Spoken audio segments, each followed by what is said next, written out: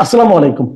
প্রিয় দর্শক, আজকে আমাদের এখানে আলোচনার জন্য আমরা আমন্ত্রণ জানিয়েছিলাম অ্যাডভোকেট আবু হেনা রাজ্জাকী সাহেবকে, সুপ্রিম কোর্টের আইনজীবী। উনি অত্যন্ত ব্যস্ত মানুষ, সেই ব্যস্ততার মধ্যে আমাদেরকে সময় দিয়েছেন। ওনার কাছে অশেষ কৃতজ্ঞতা। আমরা ওনাকে আমাদের অনুষ্ঠানে স্বাগত জানাচ্ছি।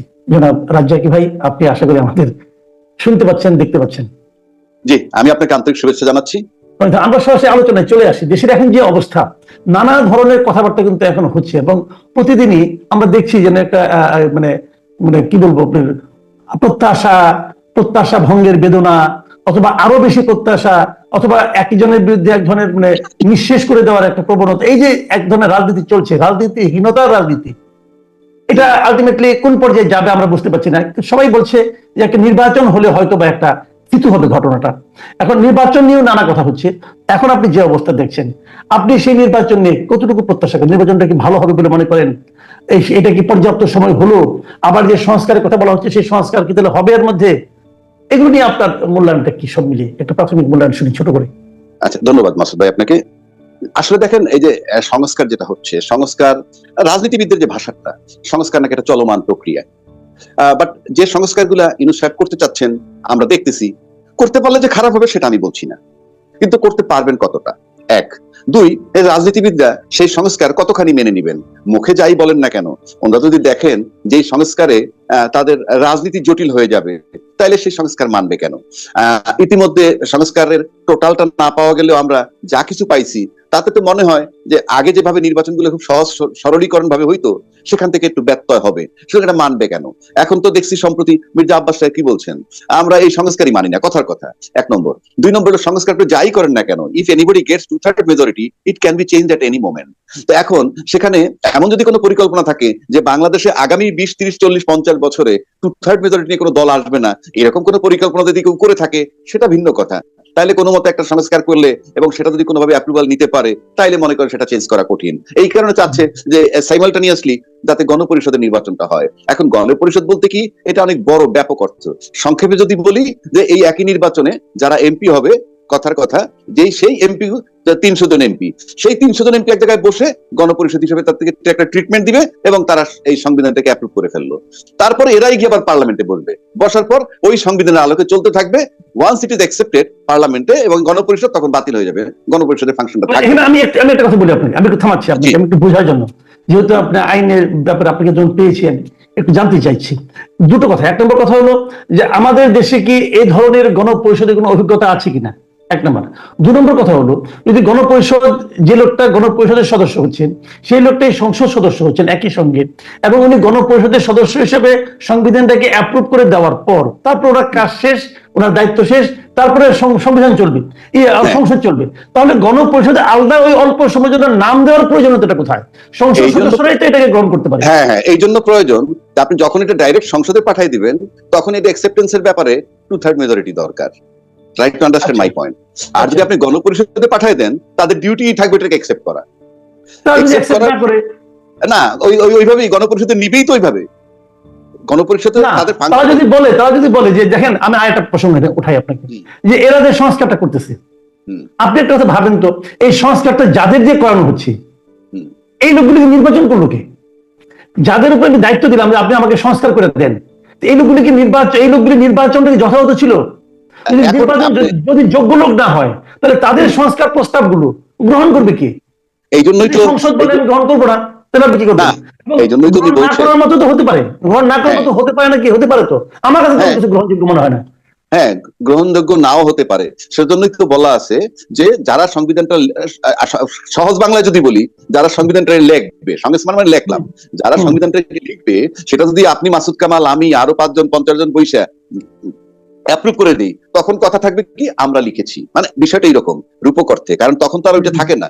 Once it is approve by আপনি আর আমি, যখন অ্যাপ্রুভ করে ফেলবো, তখন এটা আমাদের লেখা, সেই অর্থে বলছি।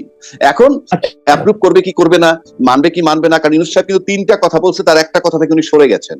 উনি 3টা কথা বলেছিলেন। এক নম্বর, উনি বলছিলেন আমরা সংস্কার করব, করার পর যদি পুরো অল্প সংস্কার চায় তাহলে ডিসেম্বর 25-এ, আর যদি বেশি সংস্কার চায় মধ্য জুন 26। জুন মাসের 26 জুন আরেকটা কথা উনি আগে বলছিলেন, এখন বলেন না, সেটা বলছিলেন একেবারে যদি সংস্কার না চায় আমি নির্বাচন দিয়ে চলে যাবো। আপনার মনে আছে কিনা আমি ঠিক জানি না, এই মনে আছে কথাটা আমার, মনে এই আছে। কথাটাও বলেছিলেন। তাহলে আপনি তিনটা কথা থেকে একটা থেকে সরে গেছেন, এখন ওই আলাপটা আর নাই, 1 নম্বর।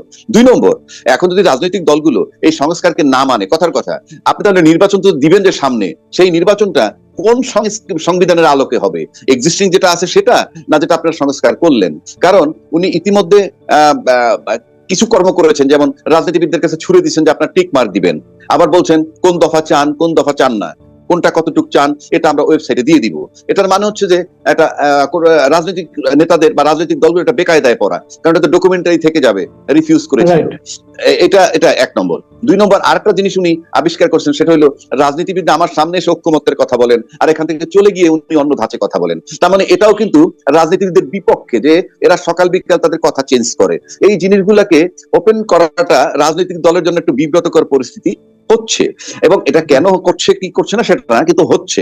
তো সেই দৃষ্টিকোণ থেকে আমি সামনের যে সামনের নির্বাচনটাকে আমি একটু ভিন্নভাবে দেখতে চাই। সেটা হলো সামনের নির্বাচনে আমি দেখতেছি আপনার দুটো শক্তি বলতে আমি আপনাকে যেটা মিন করতে চাচ্ছি, একটা শক্তি বলতেছে সংস্কার বিচার তারপরে নির্বাচন, আর একটা শক্তি কি বলছে, আর একটা শক্তি বলতেছে সংস্কার, কিন্তু সেই সংস্কারটা খুব জোরালো ভাবে বলে না।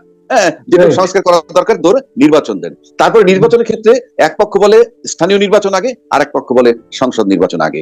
তাহলে এই একটা কিন্তু দাবি থেকে যাচ্ছে, এই দাবি না মানার ব্যাপার আছে। অর্থাৎ আপনি নির্বাচনের তফসিল দিয়ে দিলেন, এখন আমরা যারা সংস্কার বা বিচার আগে চাচ্ছি, কথার কথা, আমরা বলবো যে এই নির্বাচন মানি না।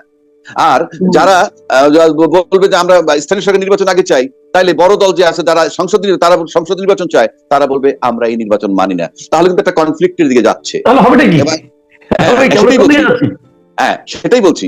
এখন আপনি এই যে কনফ্লিক্টের যে জায়গাটা, যে দুইটা শক্তির কথা বললাম, এই দুইটা শক্তিকে আপনি যদি ব্যাখ্যা করেন, আমার মতো যদি ব্যাখ্যা করি, তাহলে এই যে শক্তিটা এখন নতুন শক্তি তৈরি হয়েছে, ছাত্রদের থেকে ফর্ম নিয়ে যারা পার্টি করলো, জাতীয় নাগরিক পার্টি, এরা কিন্তু ভোটের রাজনীতিতে দুর্বল, ভোটের ব্যাপারে তারা কোনো ভালো অবস্থানে যেতে পারেনি।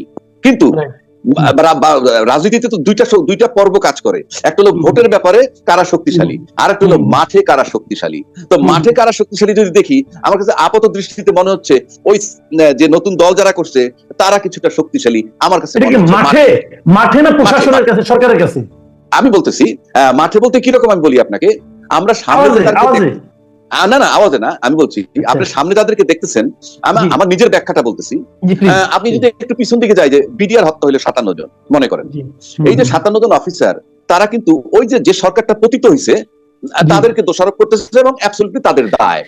তাহলে এই 57 জন অফিসারের প্রত্যেকের যদি মাত্র 2টা করে অফিসার কোর ভ্যালুর এখনো যদি আর্মির মধ্যে থেকে থাকে, আছে না, যেমন আপনার জন্য এমন 2টা সাংবাদিক থাকতে পারে মাসুদ কামালের জন্য জান দিয়ে দিবে, তো এইরকম 2টা করে অফিসার থাকলে কিন্তু 57 দুগুণে কত হয়, 114টা অফিসার আছে। এবং এই 114টা অফিসার কিন্তু মানসিক ভাবে ওই ফ্যাসিজম বিরোধী শক্তির সাথে থাকবে, আমি যেটা আপনাকে মিন করতে চাচ্ছি। সেকেন্ড আসেন সেনাকুঞ্জে যখন গেল বিডিআর কিলিং এর পর, সেখানে কিন্তু ক্ষোভ প্রকাশ করছে বহু অফিসার। তার বদৌলতে আমি জানি 1.5 শতাধিকের বেশি লোকও চাকরি হারাইছে, এবং সেই 1.5 শতাধিক অফিসার যারা চাকরি হারাইছে তারা কিন্তু ডেফিনেটলি মানসিক ভাবে ওই শক্তিটার পিছনে থাকবে। পাশাপাশি ওই যে 150 অফিসার যার কথা বলছি, তাদেরও কোর ভ্যালুর যদি এক একজনের 2 জন করে থেকে থাকে, 300 অফিসার আর্মিতে আছে। এখন তার ফলে কি হচ্ছে, আপনি আর্মির ভিতরেও কিন্তু আপনার এই ফ্যাসিজম বিরোধী শক্তির পক্ষে বিপক্ষে পাবেন, এটা আমার ধারণা। প্রকাশ করবে কি করবে না সেটা ভিন্ন কথা।